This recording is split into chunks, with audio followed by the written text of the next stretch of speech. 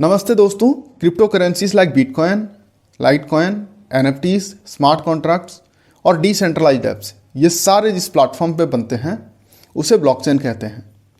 हमने ब्लॉकचेन क्या है इस विषय पर अलग से वीडियो बनाए हैं जिस पे आपको ब्लॉकचेन संबंधित और भी दूसरे कॉन्सेप्ट आसानी से समझ में आ जाएंगे।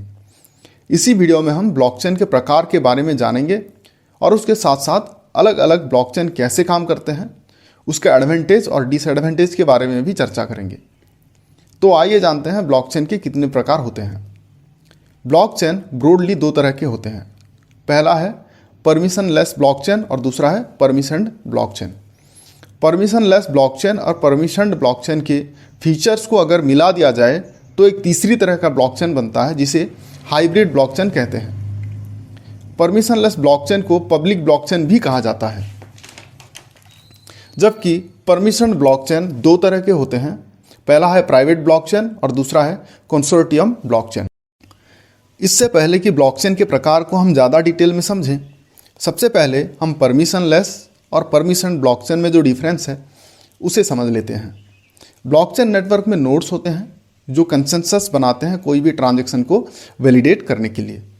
परमिशनलेस ब्लॉकचेन में ब्लॉकचेन नेटवर्क का नोड बनने के लिए कोई भी परमिशन की ज़रूरत नहीं पड़ती और कोई भी इस ब्लॉकचेन नेटवर्क का पार्ट बन सकता है, जबकि परमिशन ब्लॉकचेन में ब्लॉकचेन नेटवर्क का नोड बनने के लिए परमिशन की ज़रूरत पड़ती है। क्योंकि परमिशनलेस ब्लॉकचेन ओपन होता है, यहाँ कोई भी ब्लॉकचेन नेटवर्क का नोड बन सकता है। इसी वजह से यहाँ पे ज़्यादा ब्लॉकचेन नोड्स होते हैं, जिसकी वजह से यह ज़्यादा डिसेंट्रलाइज सिस्टम भी है और इसको ये सिस्टम ज़्यादा से ज़्यादा सिक्योर्ड और ट्रांसपेरेंट भी बना देती है। जबकि परमिशन ब्लॉकचेन में ब्लॉकचेन नेटवर्क का पार्ट बनने के लिए परमिशन की ज़रूरत पड़ती है। इसी वजह से यहाँ ब्लॉकचेन नोड्स भी कम होते हैं जो इस सिस्टम को लेस डिसेंट्रलाइज्ड और लेस सिक्योर्ड बना देते हैं। परमिशनलेस ब्लॉकचेन में ज़्यादा नोड्स होने की वजह से कंसेंसस बिल्ड करने के लिए कंपटीशंस होती हैं जो ट्रांजैक्शन को स्लो कर देती है, जबकि परमिशन्ड ब्लॉकचेन में कम ब्लॉकचेन होने की वजह से इजीली कंसेंसस बनाया जा सकता है, जिसकी वजह से ट्रांजैक्शन फास्टर होती है। अब जानते हैं पब्लिक ब्लॉकचेन क्या होता है।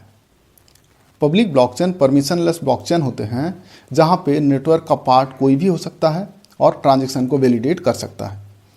पब्लिक ब्लॉकचेन अपने नेटवर्क के सारे नोड को ब्लॉकचेन को एक्सेस करने का, वहां ब्लॉक को ऐड करने का और ब्लॉक को वैलिडेट करने का इक्वल राइट्स देते हैं।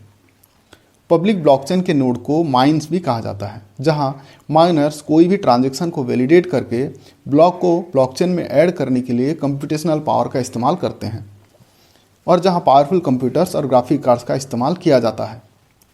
जिस माइनर के पास ज़्यादा कंप्यूटिंग पावर होता है वह माइनर ज़्यादा से ज़्यादा ट्रांजैक्शन को वैलिडेट कर सकता है।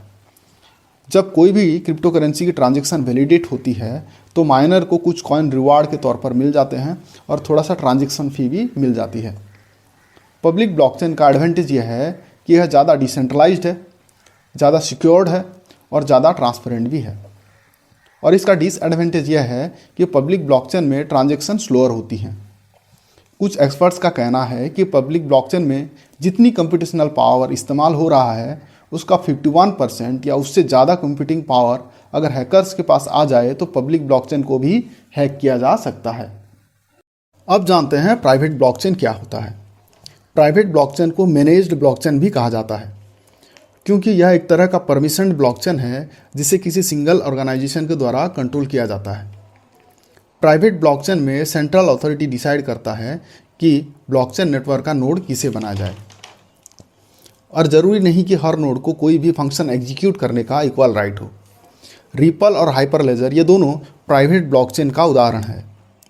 प्राइवेट ब्लॉकचेन का एडवांटेज यह है कि यह पब्लिक ब्लॉकचेन के मुकाबले ज़्यादा फास्ट है, और डिसएडवांटेज यह है कि प्राइवेट ब्लॉकचेन लेस डिसेंट्रलाइज्ड है और लेस सिक्योर्ड है।